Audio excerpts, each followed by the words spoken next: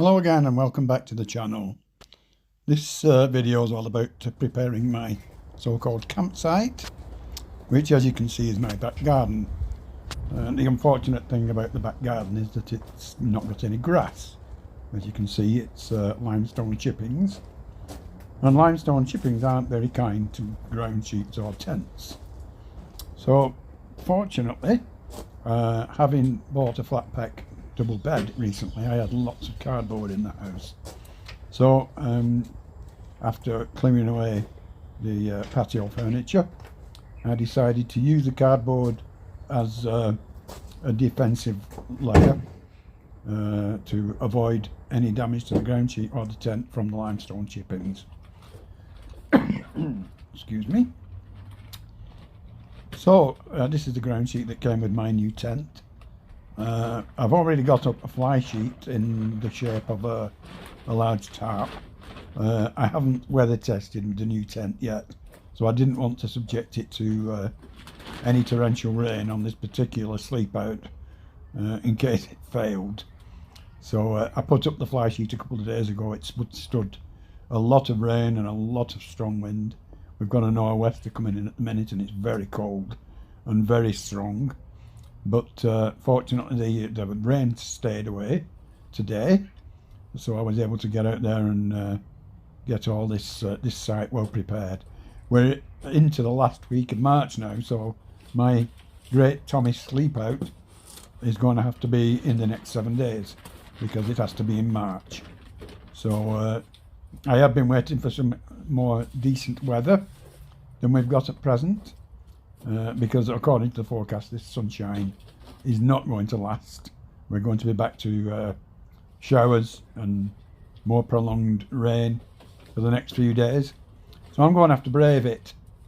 But I'm hoping that my preparations will mean that I'm at least warm inside the tent. As you can see, I'm laying a double layer here of cardboard. And this will not only protect from damage by the limestone chippings, but it will also act as something of an insulator.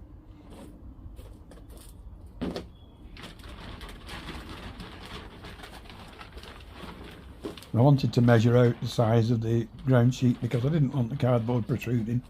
If it rains, the rain will get under the fly sheet to some extent, and I didn't want the cardboard getting soggy because that would make it a nightmare to clear up afterwards. It's not going to affect me because the ground sheet's totally waterproof, but as I say, I didn't want it getting too wet to make it hard work cleaning up.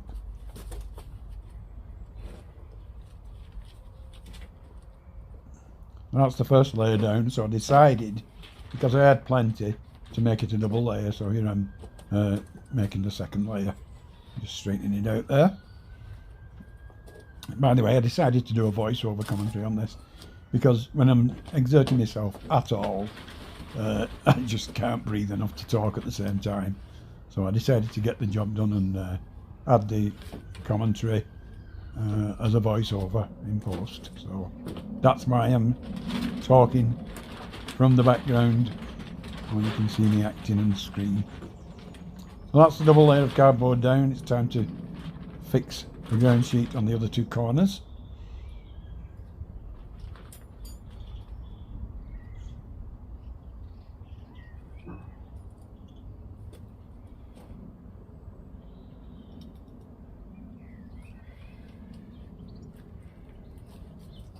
Took me quite a bit longer than you can see on the screen, to be honest. It's absolutely edited to death. This I had to keep stopping for a breather and have a sit down on one of the garden chairs to get my breath back.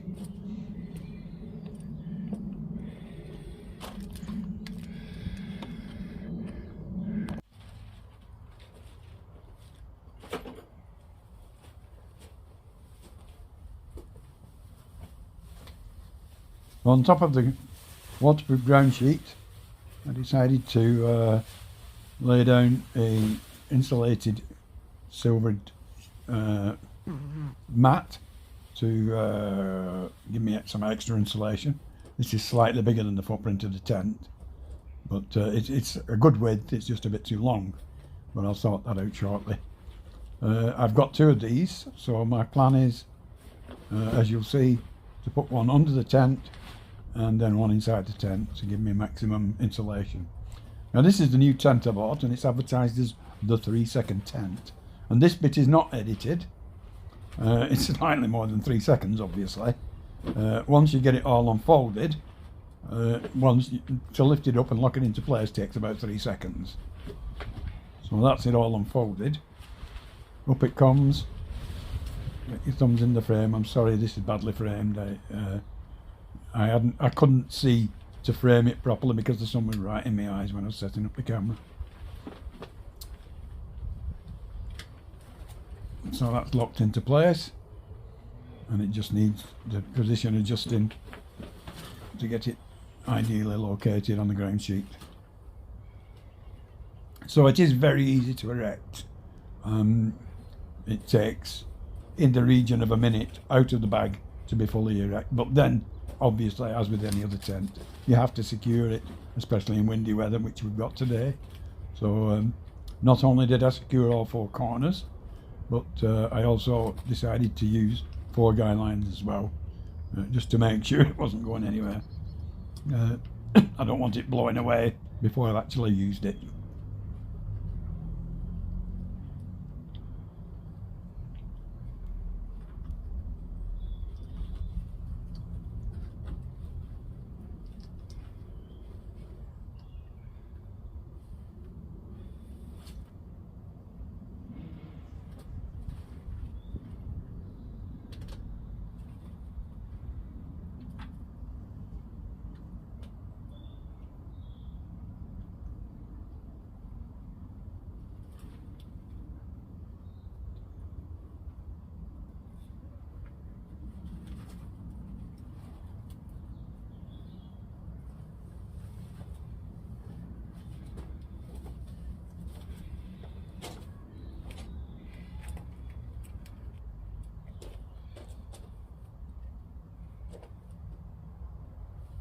That's the 4 corners secured. Now I'm getting rid of the surplus insulation sheet underneath the tent. It's still on top of the ground sheet. It would also act as a bit of a barrier to any rain that might encroach underneath the fly sheet.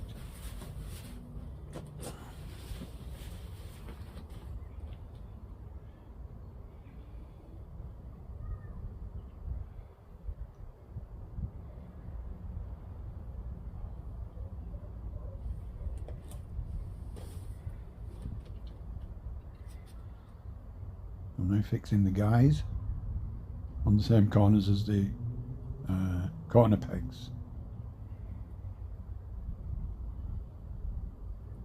It does come with plenty of pegs and guy lines. It's well equipped, but as I say, it's not been weather tested, so I can't say how good it is. It is only a single skin, so I would imagine if I do take it out on serious camping trips, I will always take a tarp with me and use the tarp as a fly sheet. It will also give me a bit of a vestibule, which this tent hasn't got. My Euro hike tent that I travelled all across Europe with was excellent. It was double skinned, and it had a vestibule, and it was reasonably small. It wasn't small enough for backpacking, but I went on the motorbike, and it was just about small enough to carry on the back of the motorbike. It was still quite heavy. But as I say, this one's a single skin, so it's not going to be as warm, it's not going to be as weatherproof, and obviously big condensation issues inside. Although it has got a lot of ventilation, it's got a mesh on either side and an opening at the top, which just has a sort of a rain cover over the top by about 2 feet square.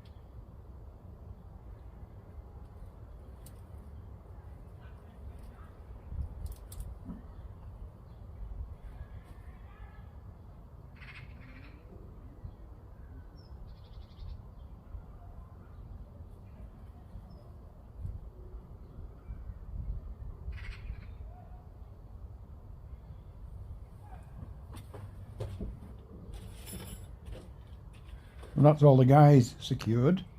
And this is the rain cover for the top, which just hooks onto loops, as these things usually do on this type of tent.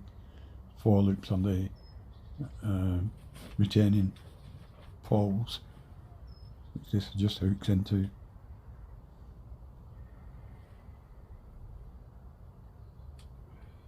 And that would stop any direct rain from coming in if it was pitched without a fly sheet.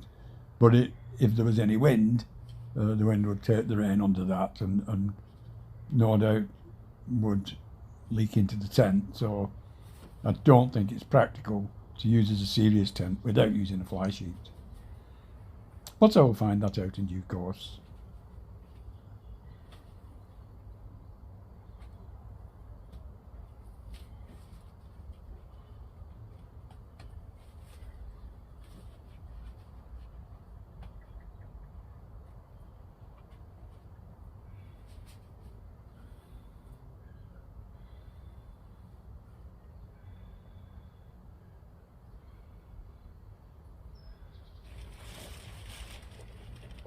Now, my original plan was to use my folding camping cot bed, but when I brought it out and unfolded it, I wasn't sure whether it would actually fit in this tent, because it's not quite as big as my other Eurohike tent. So I decided not even to risk it, because I didn't want to mess about trying to squeeze it in, finding out it didn't fit, and then having to pull it out again. So I stashed the cot bed again, and decided just to go with the inflatable mattress, which you can see me getting ready to inflate here.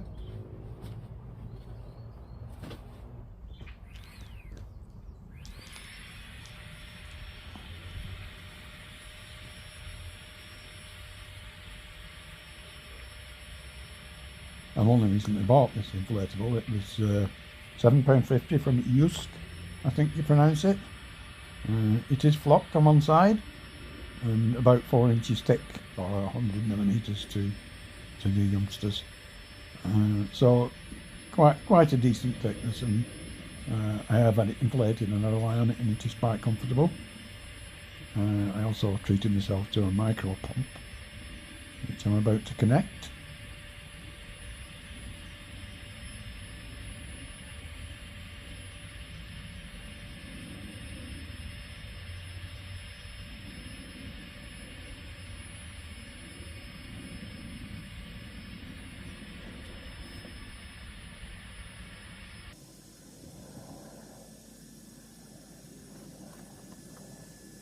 And you can gather this is speeded up slightly, 2 times normal speed, just to illustrate the inflation of the airbed.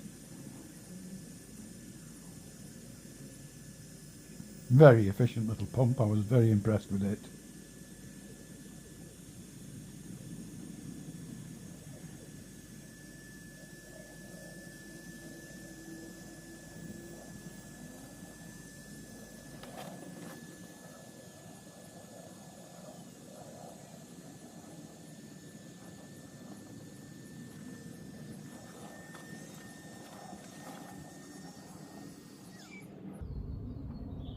Had to remove the valve end just to disconnect the pump and put the plug in to save it going down too soon.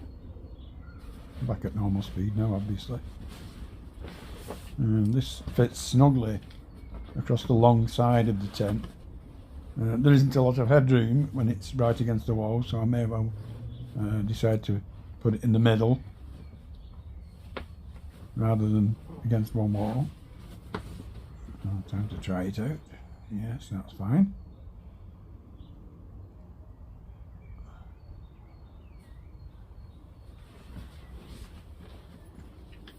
So that's about it. All I need now is to get the bedding sorted on the day when I do the camp out. I don't want to put the bedding in yet, obviously, because it will get cold and damp. I do have it stashed in vacuum bags at the moment. as I say, I will sort the bedding out on the day when I do the camp out. It's very little, a couple of boxes to take out with all my cooking gear and any bits and pieces that I might need, plus a power station and whatever else I deem necessary on the day. So that's my site sorted. I'm going to post this video tonight, and all being well, within the next couple of days I will be doing the actual sleep out, and I will have another video to keep you up to date with what's going on and how it went. So thanks for watching, and please even if you don't wish to donate, which I understand, money's short these days, the address for my appeals page is in the description. I would love it if you could just share it and share this video. Click on the link and share the link. I've not reached my target yet, and it's only a very modest £100, but please share it, comment, like, subscribe, and I'll see you when we do the sleep out. Thanks again.